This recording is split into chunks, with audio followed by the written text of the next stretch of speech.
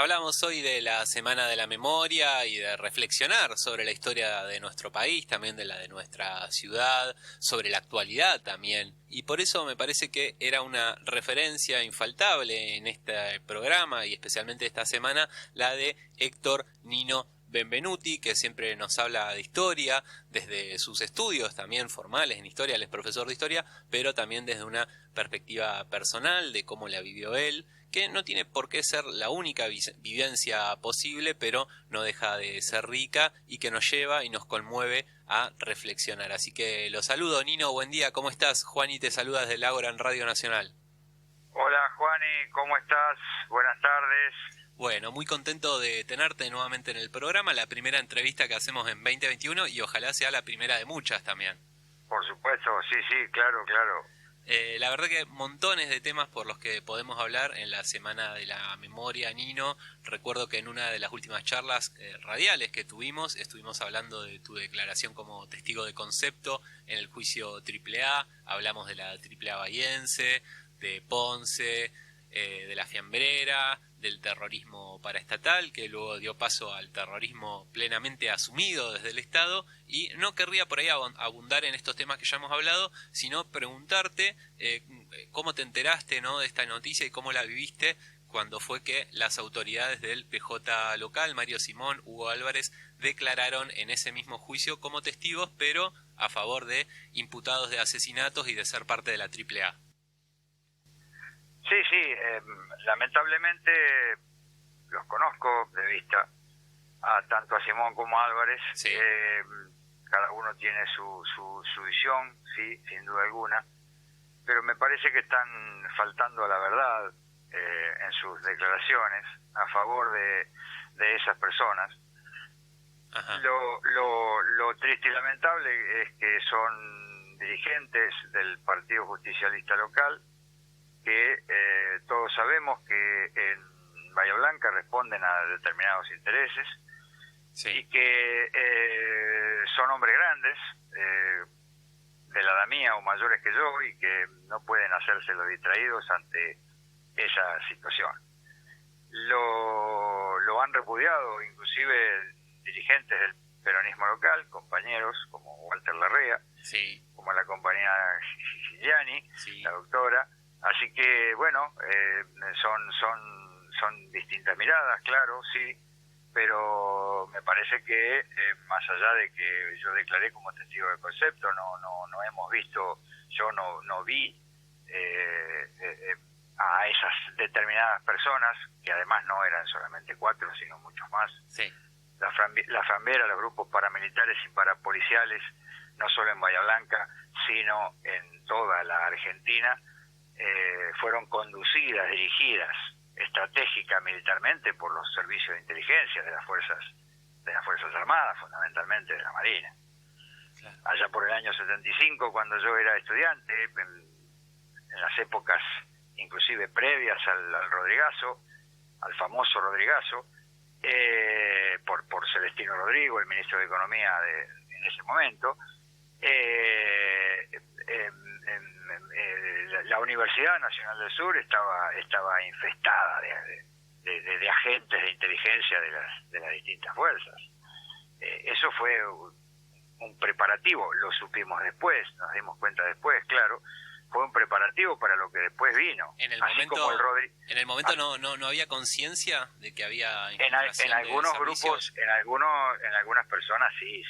Yo me daba cuenta que eran tipos que pertenecían a los servicios de inteligencia, y le decía a algunas de mis compañeras: ese hombre no viene a estudiar historia o filosofía o letras, ese tipo es de los servicios, hay que cuidarse, no. Bueno. Hablando todavía en democracia, ¿no? Luego sí, en el año 75, que fue un año duro, muy duro, sí, y en otros lugares del país, no solamente en nuestra ciudad, sino en otros lugares del país, las bandas parapoliciales y paramilitares provocaban asesinatos, secuestros de los militantes de la JP de a decenas. Y eso a veces salía publicado en los diarios y contaban con zona liberada por parte de la policía. Eso demostraba que había una correlación, una evidencia directa, concreta entre la policía, los servicios de inteligencia, las Fuerzas Armadas y esos grupos paramilitares y parapoliciales, ¿no? Que eso fue lo previo a lo que ocurrió posteriormente, a partir del 24 de marzo de 1976. Nosotros ya éramos grandes, éramos jóvenes adultos, estudiantes universitarios y algunos compañeros que tenían mayor responsabilidad por haber sido militantes y dirigentes de la juventud universitaria peronista y de otras agrupaciones políticas estudiantiles, decían y nos decían: se viene el golpe, cuídense. Bueno, y el golpe finalmente ocurrió, ¿no? Lamentablemente, la noche más trágica, más triste que tenga nuestra memoria en toda la historia argentina. Nino, y ese golpe fue dado contra quien era presidenta en ese momento. Estamos hablando de María Estela Martínez de Perón, conocida como Isabelita, que es una figura que un poco ha sido opacada en la historia, no se nombra tanto, no se habla tanto de ese periodo, de su gobierno, y un poco esto se ha señalado recientemente por algunos sectores del peronismo. Creo que no son los que pertenecen al Frente de Todos, son sectores por ahí marginales que han quedado afuera, relacionados con el pichetismo, el peronismo republicano, con Guillermo Moreno, ¿no? Con un peronismo profundamente antikirchnerista que de alguna manera achaca al kirchnerismo, esta invisibilización de la figura de Isabelita, y esto un poco se puso en agenda, ¿no?, cuando el Papa Francisco llamó a Isabel Perón en el día de su cumpleaños. ¿Qué análisis podemos hacer de Isabelita y de su gobierno, que ahora de pronto algunos lo descubren como si fuera un gobierno peronista más, en el buen sentido, ¿no? Yo creo que María Estela Martínez de Perón cayó presa, es una víctima más, y cayó presa de las circunstancias que la rodearon. Quizás no es una cuestión personal achacada a 45, 46 años de lo ocurrido, sino que lo dije en ese momento. Creo que le quedaba grande el cargo de vicepresidenta y fue víctima de las circunstancias políticas, víctima de los sectores del loperreguismo, víctima de la presión de las Fuerzas Armadas, fundamentalmente de la Marina y del Ejército, porque no hay que olvidar que en el año 75 el teniente general Jorge Rafael Videla era comandante en jefe del Ejército y el almirante Emilio Eduardo Macera era el comandante en jefe de la Armada. Es decir, había y además a Isabelita, a María Estela Martínez, alias Isabelita, cuando vino el golpe, bueno, fue bien tratada por las Fuerzas Armadas. Obviamente era la presidenta en ejercicio de la Nación Argentina y la viuda del general Perón. Pero yo creo que Isabelita fue una víctima más de esas circunstancias políticas, en las cuales, recordemos también, a la audiencia tuvo que pedir licencia, Italo Luder, el presidente del Senado, presidente provisional del Senado, se tuvo que hacer cargo, porque tenía la capacidad, digamos, política como para hacer frente a determinadas circunstancias. Y obviamente lo que tenemos que decirle así muy sintéticamente, esto da para un análisis mucho más profundo y mucho más largo, pero obviamente que había disidencias internas en el seno del movimiento peronista, del movimiento nacional peronista, que había disidencias entre las distintas fracciones o grupos de la CGT, los distintos dirigentes sindicales. Pero recordemos también que fue el movimiento obrero organizado, a través de la CGT, de las 62 organizaciones, que lograron que López Rega renuncie y se vaya del país. Claro. Bueno, muchos autores han dicho que López Rega fue cooptado por la CIA y terminó siendo un agente de la Agencia Central de Inteligencia. Es un análisis contrafáctico, pero es probable. Y reitero, creo que María Estela Martínez de Perón fue una víctima más de esas circunstancias. Bien. Nino, también cuando hablamos de dictadura pensamos automáticamente en el año 76, no fue la única dictadura, fue sí la más cruel, la más genocida, pero hay otras que le precedieron y que por ahí no las recordamos como lo hacemos con la del 76, que año a año tenemos un feriado y realmente la sociedad se moviliza. Yo entiendo que quizá en la del 76 también decanta, ¿no?, toda esa serie de dictaduras, pero hubo otras, y vos como historiador, ¿qué análisis haces? Te quería preguntar de este ciclo de dictaduras que justamente decanta, como decía, en la del 76. Ahí hay todo un proceso que se va madurando, podríamos decir. Sin duda alguna que hay un proceso histórico muy largo, todos los procesos históricos son largos. En la síntesis que podemos hacer, tenemos que empezar con ese ciclo de permanente, recurrente de dictaduras militares. Tenemos que empezar con la dictadura del 6 de septiembre, el golpe de Estado del 6 de septiembre de 1930, el golpe de Estado del 16 de septiembre de 1955, que derrocó al presidente constitucional Juan Perón, luego la dictadura a partir de junio de 1966, donde el general Juan Carlos Onganía derrocó al presidente constitucional, pero era una democracia muy restringida. Sí. No nos olvidemos del golpe de Estado que le produjeron a Frondizi en el año 62, y finalmente la dictadura de Onganía, la autodenominada Revolución Argentina, en donde las Fuerzas Armadas se hicieron cargo, pero en realidad las Fuerzas Armadas fueron el brazo armado de la oligarquía argentina que dio el golpe. La dictadura instaurada, autodenominada Proceso de Reorganización Nacional, a partir del 24 de marzo del 76, tiene muchos elementos en común con la dictadura del 66 y con la dictadura del 55. Evidentemente fue tenía objetivos centrales, digamos. La última dictadura militar, que fue la más terrible de todas, 30.000 desaparecidos, que todos conocemos, más allá del número redondo de la cifra, que pueden ser 30.001 o 29.999, esa no es la discusión, pese a que a lo pérfido y a otros negacionistas se les ocurra decir ese tipo de cosas, ¿no es cierto? Al mismo Mauricio Macri se le ocurra decir algún ese tipo de cosas, pero los objetivos centrales era modificar profundamente a la sociedad argentina, aplicar un plan sistemático de represión para generar un disciplinamiento social buscado en otras épocas, en el marco del Plan Cóndor. Acordémonos del Plan Cóndor.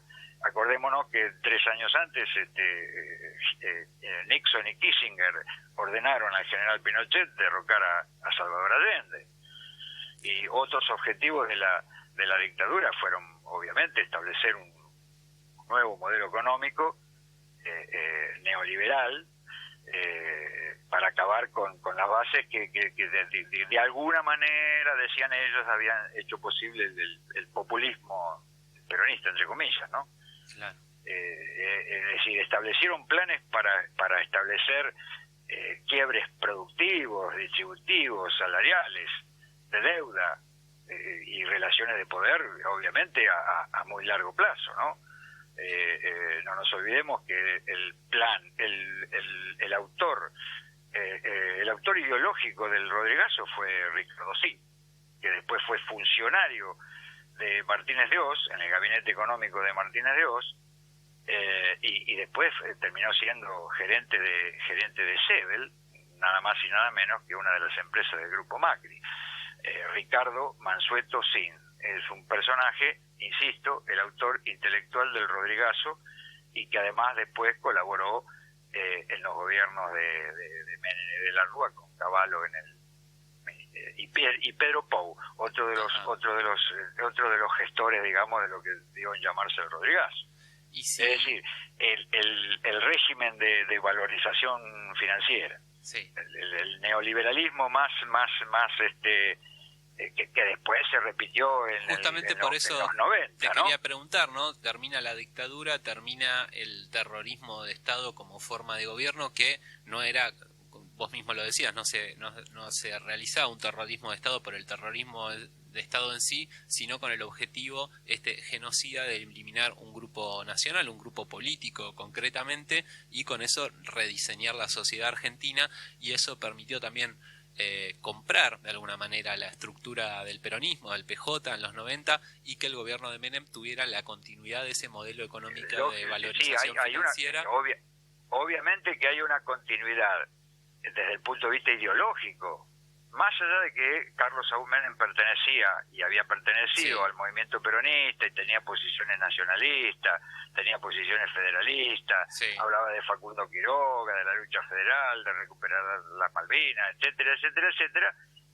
Obviamente le tocó asumir en un contexto difícil, internacional muy difícil, con la caída del muro de Berlín, con el fin de la Unión Soviética y el nuevo orden internacional. Todo eso es cierto. Y no es solamente el único responsable en los 90, sino que hubo toda una estructura de dirigentes políticos, empresariales, sindicales, que fueron cooptados por el neoliberalismo, llamémosle así, y aplicaron no un modelo peronista, nacionalista, industrialista, redistributivo, con igualdad de derechos, sino un modelo liberal conservador. Bien.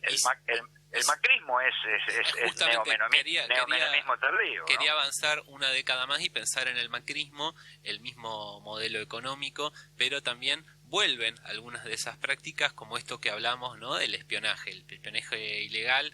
Las causas por espionaje ilegal que tiene Mauricio Macri no existen en democracia, corregime si me equivoco, nos tenemos que remontar a la dictadura para pensar en un espionaje realizado desde el Estado, un espionaje político a esa escala. No, en gobiernos democráticos yo nunca lo vi. Nunca vi en gobiernos democráticos, no tengo registros históricos, digamos, de ese tipo de cosas durante gobiernos democráticos. Realmente sí, en la dictadura, por supuesto, pero no de la forma tan desembosada con que no solamente Mauricio Macri, sino Mauricio Macri y varios de sus funcionarios realizaron el espionaje ilegal, inclusive contra sus propios familiares. La hermana Sandra Macri fue espiada, y contra sus propios dirigentes, dirigentes políticos, amigos correligionarios en otra época. Eso es realmente perverso, ¿no? Perverso, pero insisto, no es solamente la figura individual de Mauricio Macri, sino que Macri es un representante de grupos económicos concentrados, del capital argentino nacional e internacional concentrados, y responde a esos intereses económicos, sociales, políticos e ideológicos. Bien.